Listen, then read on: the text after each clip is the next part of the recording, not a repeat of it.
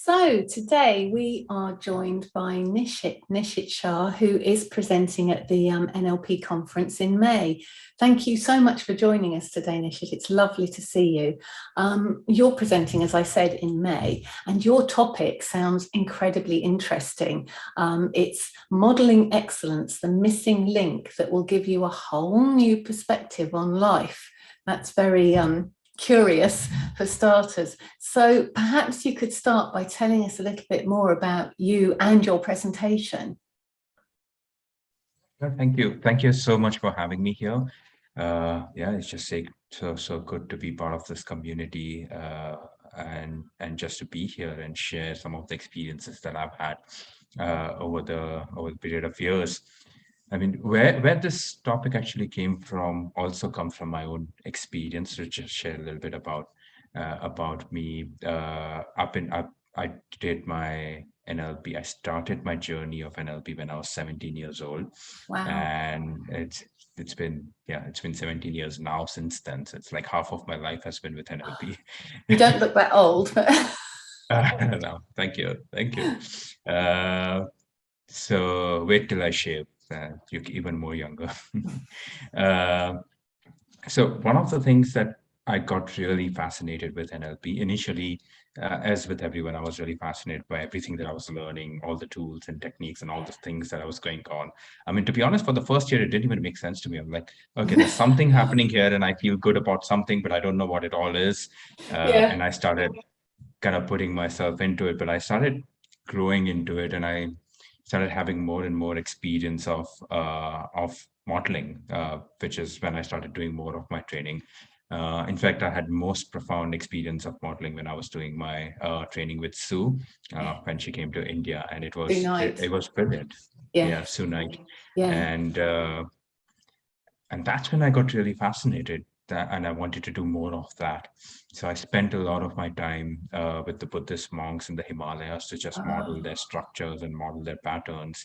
I started doing that initially because I was really fascinated by how they view the world and they're so connected with nature and how they kind of perceive everything.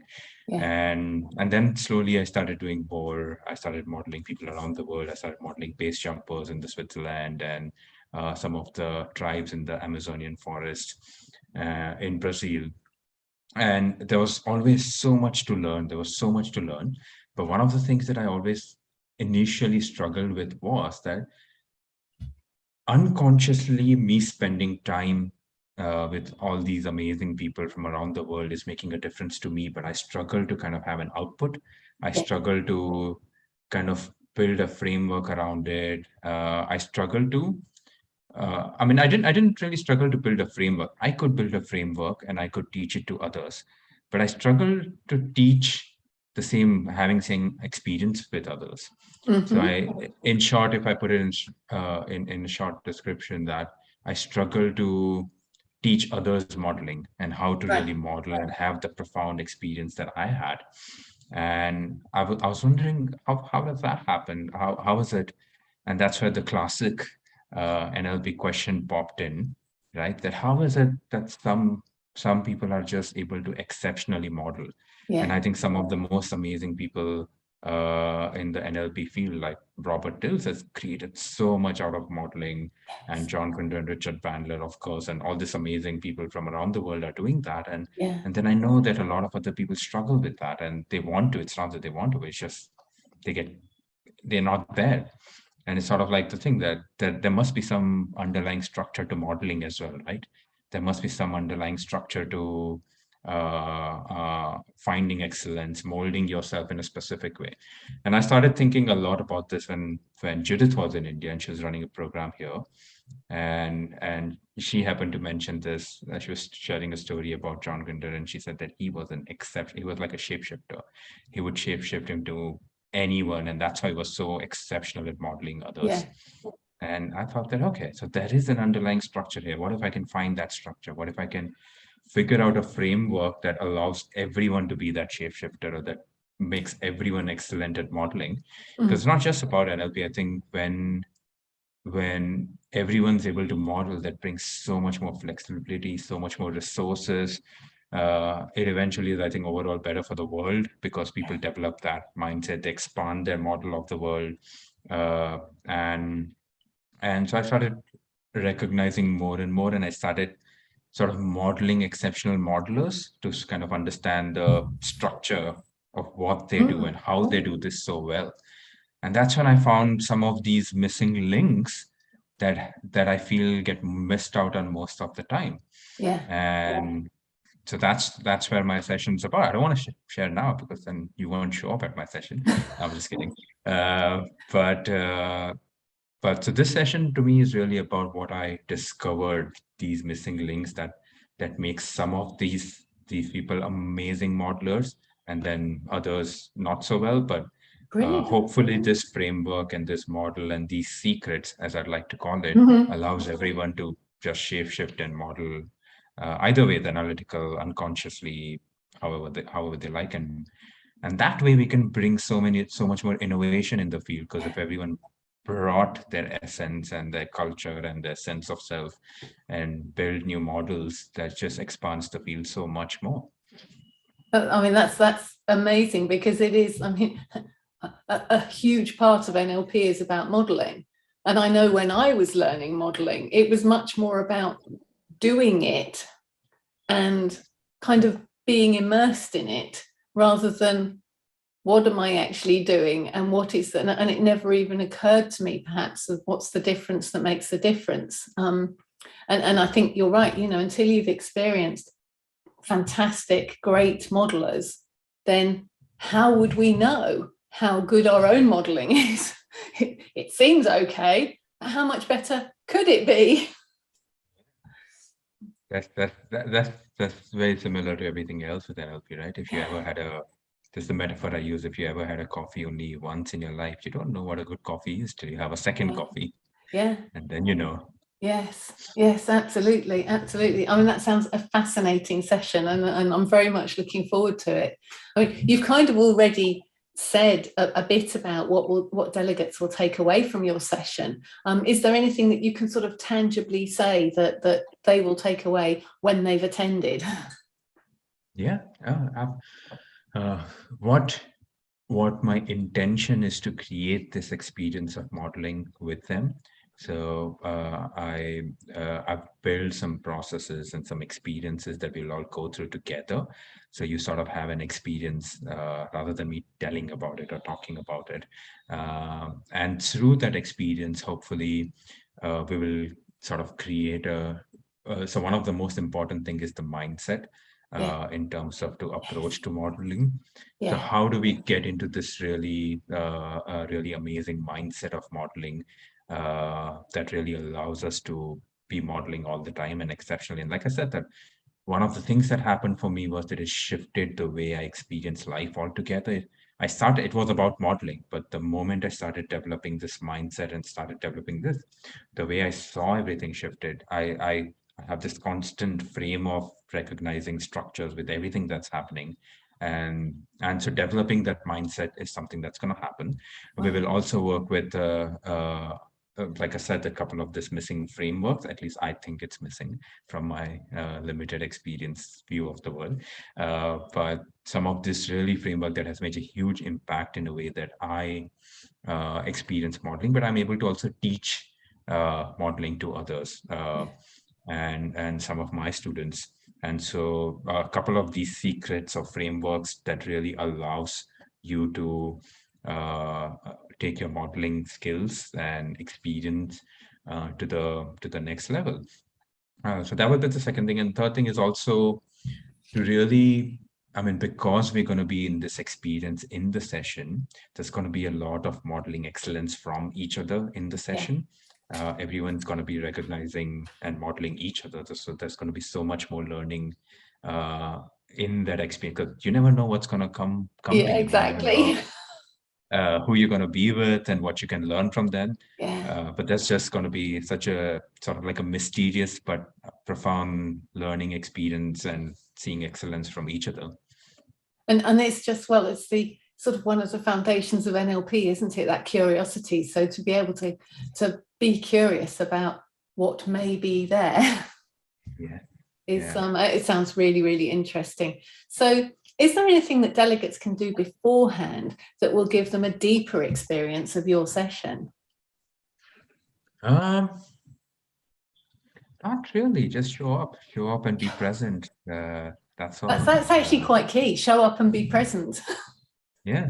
Yeah. No, I like that.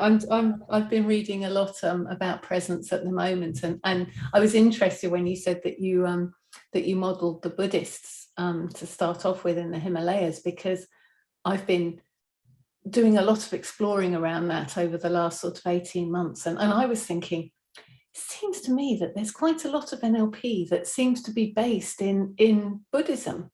Not that we would ever say that, but there do seem to be a lot of similarities, and that key of being present, I think, is actually really key, and sometimes so much more challenging than we realize. So turning up and being present, I think, is really good advice. Thank you. So obviously the conference this year is virtual again, and how are you planning on adding value in a virtual environment? That's really interesting, because I get asked this quite a lot, specifically when we're doing things around modeling, because there's so much information that gets missed out on when we are in a virtual environment. Allegedly. Allegedly, yeah. And it's true. I mean, we can only see a certain way, we can only sense certain things. But at the same time, it also allows us to focus so much more in a much more specific way. It enables us to really, in a way, bring presence very differently. And when you're in person, there's a different experience. But when you're virtually, you kind of get the whole picture in front of you rather than just one person, and it brings a broader perspective. So I think that's going to make a huge difference. But also, I think the opportunity for me for the virtual environment, and specifically with an international conference that we have, there are going to be people from all around the world. And imagine to be able to have this amazing modeling conversation, to learn from someone who's somewhere else in a different continent from you, to understand from their mindset. And I've experienced that so much. The way we think as I'm from India, so the way we think in India is so much different from, let's say, someone who thinks in Colombia. So many things that we think are challenges to us, for them it's just like, yeah, what? That's nothing. and vice versa. So there's so much to learn from that mindset. And I think the virtual environment provides us with such amazing opportunity to really connect with people from all over the world, to really learn from someone you probably wouldn't be able to do it in person so easily, at least. And I think so, to me, having this global community and having this environment just adds to what we're going to do in the session, because modeling is all about being curious, finding something that you didn't know existed, finding mindsets or thoughts or models that aren't there in your own map of the world, finding those insights, or seeing the world very differently from how you're not used to seeing. So this, to me, makes it even more interesting, because, well, we get to do that with so many people from so many different parts of the world. Absolutely. That's a beautiful answer. Thank you. So so obviously, you're aware of the conference, you've been to the conference and that sort of thing. So what does the NLP International Conference mean to you? I mean, if I could use a metaphor, to me, the first thing that comes is it's sort of like a beacon of light. I mean, you've created such amazing community. This is truly an international conference where so many people come together. It's a singular platform where NLP from all around the world can come together. And there are so many different schools of thoughts in NLP, to be able to learn from everyone. Different schools of thoughts grow up, gives like such amount of flexibility, such amount of amazing learning. And to me, building this community and building this platform is a way forward for NLP that you guys have done, because it's just absolutely brilliant to bring everyone together and to kind of, sort of diminish the barriers that sometimes exist, because I've learned in a certain way, and then other people have learned in different ways, and we've never interacted. There's an opportunity to meet, and how can I know what else is there in the world? How can I know what else is being developed, what else is being created in the world? How else all this new stuff in NLP is coming out? And this is the way to, this is a platform for me to experience that, and for everyone to experience that. Yeah. And so that's why I'd go back to it's a beacon of light that just brings sort of like a lighthouse, and brings all the boats together to this one harbor, and then everyone can just have a big celebration and party. That's a beautiful metaphor. Thank you. I'll make sure the rest of the conference team know about that, because that is a lovely metaphor. Thank you. So thank you, Nishith. It's been an absolute joy to speak with you. And just to remind everybody, Nishith is presenting at the conference this year on Saturday, the 21st of May. You're presenting at 9 a.m. BST, which is helpful for you being in India. And it's a 90-minute presentation. So we very much look forward to seeing you there. And thank you again, Nishith, for taking the time to be with us. So much. Thank you for having me here. Such an amazing conversation. Thank you so much. Thank you.